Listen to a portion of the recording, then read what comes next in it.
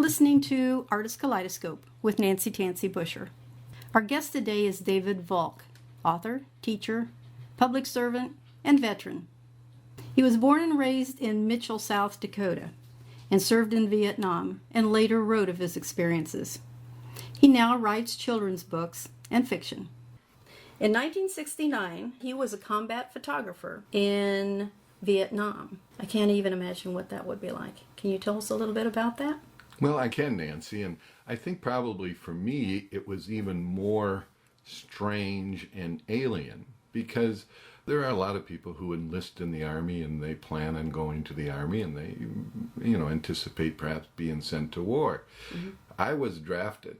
I had just signed a teaching contract and had my life pretty well planned out, that I was going to be a teacher. Next thing you know, I am in the Army. The next thing I know, I'm shipped off to Vietnam. So it really was, for a guy like me who kind of grew up in a small Midwest town, kind of a beaver cleaver existence, all of a sudden it was very alien because I was a college graduate, had, like I said, had kind of things planned, something other than going to the Army. Right. So it was a very, very strange ordeal. When I got back, I thought, I should write this down before I forget it because it was such a watershed in my life. I'm thinking, foreign country, foreign language, you're from the West, and Vietnam gets very hot and rainy. Yeah, and the weather was something that you had to adjust to, especially those monsoon months where you just got wet and stayed wet, Oh my gosh. But I think perhaps my biggest shock, I was just new in country in a place called Long Binh, and we came under a rocket attack. Nancy, we all ran to these bunkers, and I'm sitting in this bunker, and I'm thinking, somebody wants to kill me. Now, I grew up, like I said, in a very quiet Midwestern town. And that idea that somebody I didn't know and whatever, it was just such a shock and such a, like I said, a culture shock that somebody out there wanted to kill me. I adapted, though, as the year went on. I was there a year. And tell us how you got the camera. Well, that was actually my training. After basic training in Fort Lewis, Washington, I was sent to a Defense Information School in Indianapolis, Fort Ben Harrison, and was trained as a combat photographer and a correspondent. Who did you correspond for? Well, the 101st Airborne Division was my division. We had a weekly paper and a magazine. In fact, we even had a yearbook. I would spend about 5 days in the field with the line units and then would come back and file my stories and my pictures and so forth. And, now see, that makes it sound like a lot of fun. You received the Army Commendation Medal, which is for heroism, and the Bronze Star, which is for acts of merit and heroism. Can you tell us a little bit about those? Well, it was really more about kind of being in the wrong place. I was on a fire base, and there were some people in trouble, and I helped them out. And a fire base is what? I'm sorry.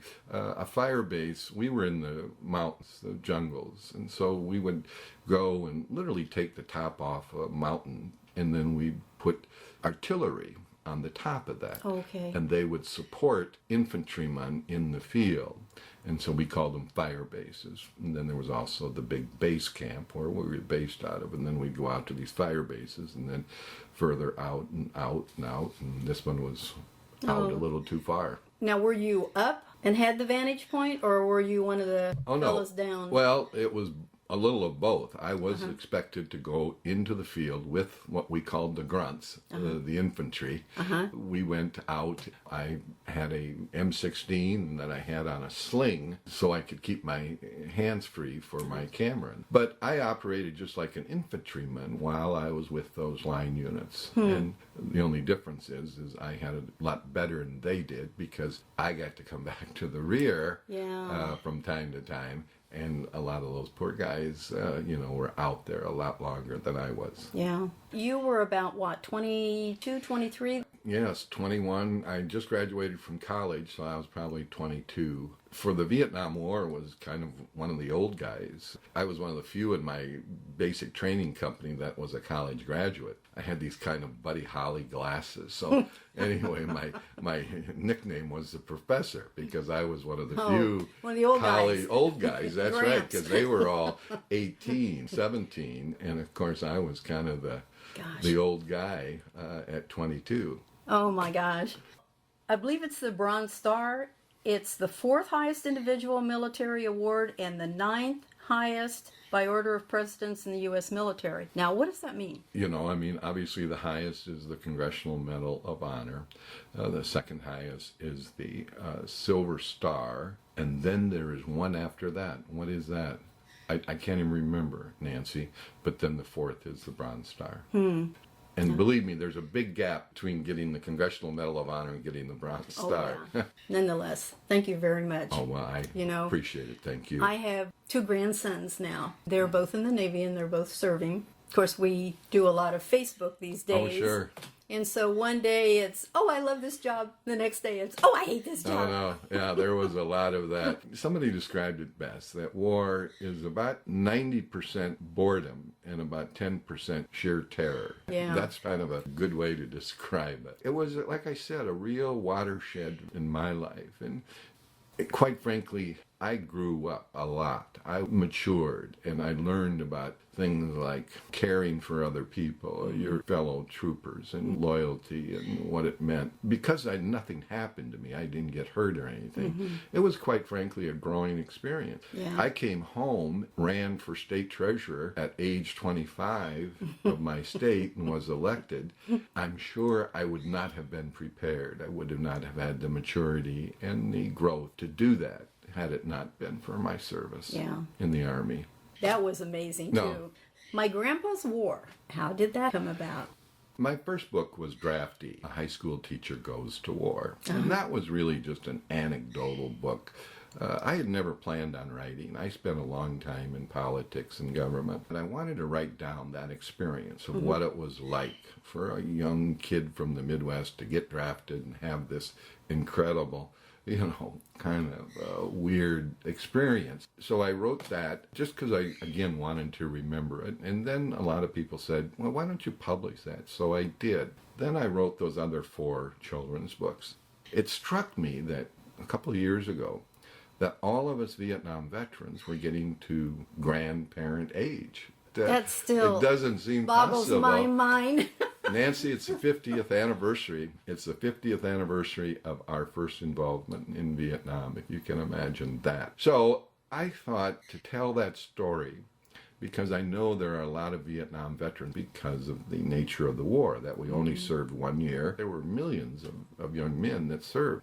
But I thought a way for them maybe to tell the story to their grandchildren in a warm story. It is told by a 10-year-old girl. Give us a little synopsis. It's told by a 10-year-old girl, and she's very close to her grandpa, who was a Vietnam veteran. And her grandpa is still having some problems with a wound he received there. And she's very worried about him. So she goes back and tells his story of what it was like to be a medic in Vietnam. It's a nice story, and it has a heartwarming ending. But in the course of the story, I tell the story, and I don't leave anything out. I talk about the protesters.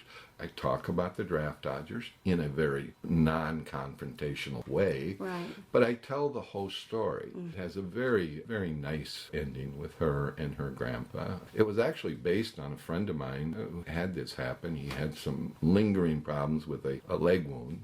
He had stepped on a landmine, and they finally had to amputate his leg about 3 years ago. The grandpa's kind of based loosely on my friend who went through that. That was going to be one of my questions. Is this autobiographical? Yeah, no, it's not autobiographical, but it is about a friend. We unfortunately lost here a couple of years ago to a heart attack. It had nothing to do with his leg. It's kind of loosely built on what he went through. His granddaughter, who's very concerned about him, tells his story then. The audience for this book would be, what, 3rd, 4th grade? 3rd, 4th would be about right. The main character is May, and I think she is 10, Her grandfather calls her Sarge. Yes. Because he had a friend, a Sergeant May, in Vietnam. So it's about 8, 9, 10. I love it. I'll tell you the one that struck me was The Mystery of the Round Stones. Mm-hmm. That's the one I want to hear about. Yeah. After I wrote the draft e-book, my friend, who was Attorney General when I was State Treasurer back in South Dakota, he came and said, we should write some children's books about South Dakota. Something that makes history fun, not just dry dates and places. And so that's what I created. They're 9-year-old twins, and they kind of go on these adventures with their grandfather. In this one, in South Dakota, Nancy, in the eastern part of the state, there are these piles of round rocks in the section lines along the fence, these piles. Now, they're not fences, are they cairns? No, they are just stacked in the corner of where a fence meets. The twins find these and they can't figure out what they are. You know, were the Indians put them there, or were they alien, or whatever?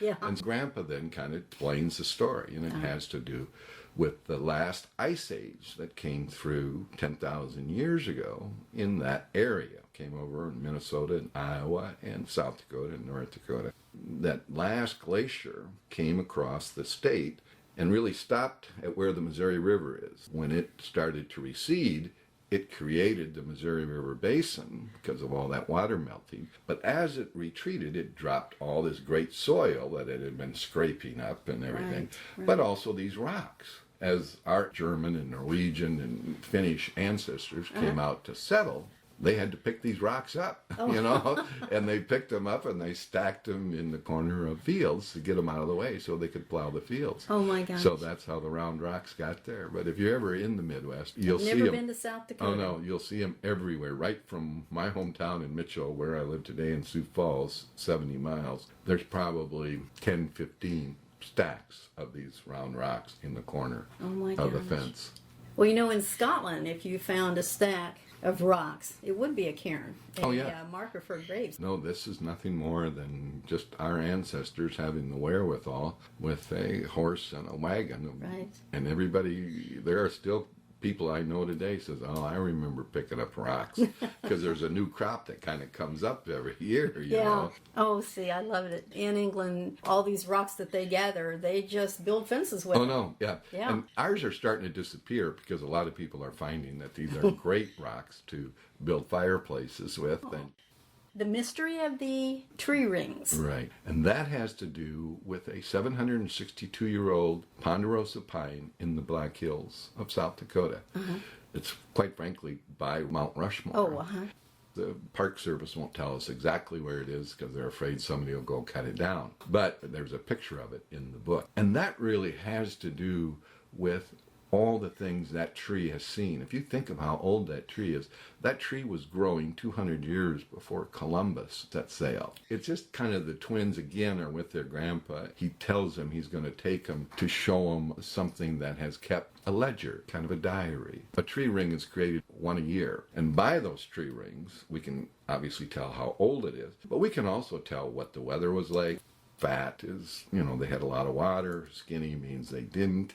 We can tell that this tree went one time very close to a fire, and we can tell that one time it was infested, but it just survived. It quite frankly surprised me because I had no idea that South Dakota had old growth trees that age, 762 years. When I give school presentations, I urge my young students that they should start keeping a journal, because this is what this tree has kept, is a journal. And I said, you'll be surprised. You'll write things down. What happened today in 3rd grade? How much you're going to enjoy that in 12, 15 years. In the back of the book is a starter journal for the kids. And I just urge students to write things down so they'll remember it and they'll enjoy it. Kept one for many, many years, and when I go back, I thought, oh my goodness, that I'd forgotten that, because we forget. My father, he always kept a little diary.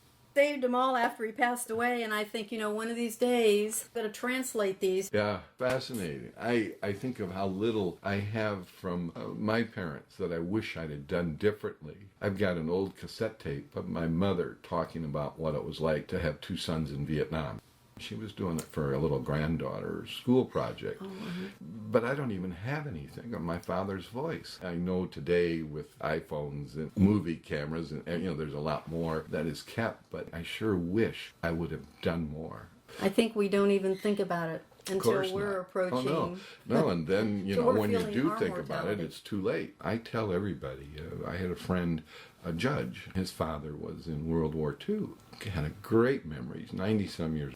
He remembered all these details and minutiae of what it was like for a young man to walk across Europe. I said, Bill, you got to get this on tape. I've got a friend that does these with film and tape. Yeah, we got to do that. Well, he died and never got it. Never got it. We're doing a much better job of all that great oral history that we lose. And Right. we're losing it now, especially with our World War II vets, who are 450 of them die a day. I've known old women who had such stories to tell. Oh, I know it. Marguerite Nancy. Steedman, she worked with Margaret Mitchell, Gone with the Wind. Oh, sure. The day that Margaret died, Marguerite went to work. She said it was madhouse. They put her at the switchboard to catch the calls when they came in and kept saying, gosh, we got to get these stories down. Marguerite Nancy. Steedman would write her book, and she would research them by going to the library and getting old Latin books and translating that jeez. to get the information because she wrote about the time of Christ. Yeah. I hate this. We're losing all this history with our I older urge people. not only my young students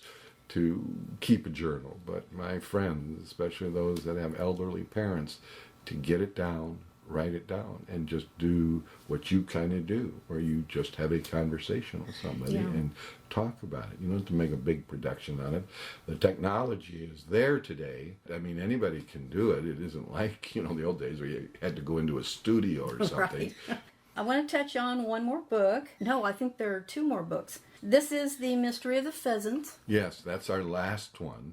Up in my state, pheasant hunting is the opening weekend of pheasant hunting is like Christmas and Thanksgiving, and all these people come back from all over the country that have stayed with these families for generations. And it is a real tradition, and it's tough to explain if you don't have the background for it, but it's just a huge tradition. And so this is just the history of how pheasants were brought from China and planted in South Dakota and, of course, flourished. We have millions of them. Oh, okay. And so, and again, it's about these twins, and they're going on their first hunt with their grandpa. And so it's about the wonderful tradition of the pheasant hunt, the pheasant, which is our state bird, and all of the things that have gone into having this incredible bird live with us all these years. It was the early 1900s when they were first brought from China. When the war trains came through, taking the troops to the West Coast, we had women that came out and gave them pheasant sandwiches and stuff, and how many of those people wrote back and remembered those and stuff. So it's just the history of that. Yeah. Now I'm missing one. And I know on the cover, I believe it's an Indian. Mystery of the Maize. Of the maize, that's right. That's right. And of course, that's Native American for corn. And it's about how corn came from Mesoamerica, down really in this country and south of here. We used to have these small riverine tribes. They actually were farmers, the Mandan, the Arikara, and the Hadassah. And they were these tribes that lived very peacefully along these rivers and were farmers. The story is really about two twins back at that time. We have a dig out by my hometown where it's an archaeodome. We dig 12 months out of the years on this 1,000-year-old village. It's a Mandan village. Anyway, so I've got twins that are back there, okay? She loses a totem of something that her grandfather gave her for something she did. She loses it in the Missouri River, and then we zip forward to the present time to our twins, Max and Hannah. And Hannah finds this medallion in the river where it's been setting. So the whole story comes out then about, again, the history of corn, how corn got here, and so forth. How wonderful. It makes you want to go to South Dakota. Well, it's a great state, except, let me say, for about 3 months out of the year. So January, February, Okay. March. And that's why I'm here with you in Florida.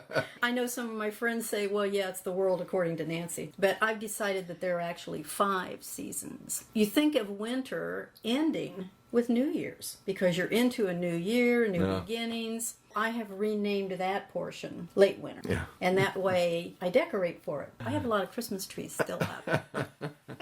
Believe me, our winter can start in October. We had a snowstorm, big snowstorm in October, and our winter can easily go into April. I love my state. I love being there in the spring and the summer and the fall. But I hate the cold anymore. I used to ski and snowmobile, and I don't do any of those. And I just love it down here. I love this state. I love where I live out on Longboat. I've made some wonderful friends here through, ABC, our authors group and stuff. I've got a book signing coming up, I think, later this month. And I just love it. I love it down here. I do not miss South Dakota in the wintertime. Yeah. I really don't. And it's been brutal. 20-some below yesterday. I mean, Oh my gosh. 100 degrees difference. See, I am just the opposite. Came from Indiana. I wish I could leave Florida June, July, August, or maybe even July, August, September, and go to Indiana because I hate the heat. Yeah, well, I always kind of liked hot weather. I like to golf in hot weather and stuff, so it really doesn't have to get too hot. I know one thing, I can handle heat a lot better than I can Okay. 20 below, chill factor of 40 below, that kind of thing. I appreciate your coming this morning Nancy, and I speaking thank to you us. for having me and what you do for artists through your program, and it's much appreciated by us poor, starving artists. Well, you're very welcome. We'll talk again sometime.